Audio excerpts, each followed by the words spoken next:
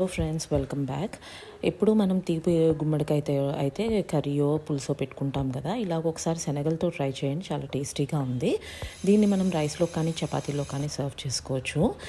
ముందుగా అయితే పావు కప్పు శనగలను రాత్రి నానబెట్టేసుకుని కుక్ చేసేసుకోవాలి. 3 విజిల్స్ వచ్చేంత వరకు కుక్ చేసేసుకుని స్టవ్ కట్టేసుకుని పక్కన పెట్టేసుకున్నాక, ఇక్కడ నేనైతే తీపి గుమ్మడికాయ తీసుకున్నాను. దాన్ని ఇలాగా మా పైన తొక్కంతా తీసేసి చిన్న ముక్కల కింద కట్ చేసేసుకుని పెట్టేసుకోవాలి. ఇక్కడ మనకి కుక్కర్ చల్లారిపోయింది, ప్రెషర్ కూడా పోయింది. సో శనగలు కూడా మనకి చక్కగా ఉడికిపోయినాయి. ఇది పక్కన పెట్టేసుకుని ఒక కడాయి పెట్టుకుని 2.5 టేబుల్ స్పూన్ నూనె యాడ్ చేసుకోవాలి. ఇప్పుడు దీంట్లోకి ఒక బిర్యానీ ఆకు, ఆవాలు, జీలకర్ర, మినపప్పు వేసుకోవాలి.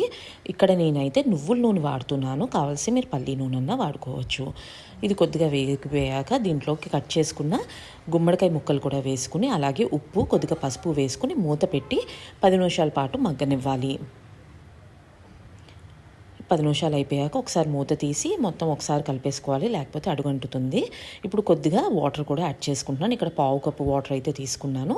ఇప్పుడు మళ్ళీ మూత పెట్టి ముక్క ఉడికేంత వరకు మనం దీన్ని కుక్ చేసుకోవాలి. ఇక్కడ నాకు ముక్క ఉడికిపోయింది. తర్వాత దీంట్లోకి ఉడకపెట్టుకున్న శనగలు కూడా వేసేసుకుని మొత్తం అంతా మిక్స్ చేసేసుకోవాలి. ఇప్పుడు దీంట్లోకి 1 టేబుల్ స్పూన్ కారం, 1/2 టేబుల్ స్పూన్ ధనియాలు జీలకర్ర పొడి, కొద్దిగా గరం మసాలా, అలాగే కొద్దిగా బెల్లం వేసుకుని కలుపుకోవాలి.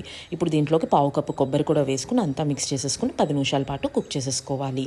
ఉప్పు ఒకసారి సరి చూసుకుని లాస్ట్లో కొత్తిమీర వేసేసుకుని మనం సర్వ్ చేసేసుకోవడమే. సో మీరు ఈ రెసిపీని ట్రై చేసి మీ అభిప్రాయాలు నాకు తెలియజేయండి. Thank you.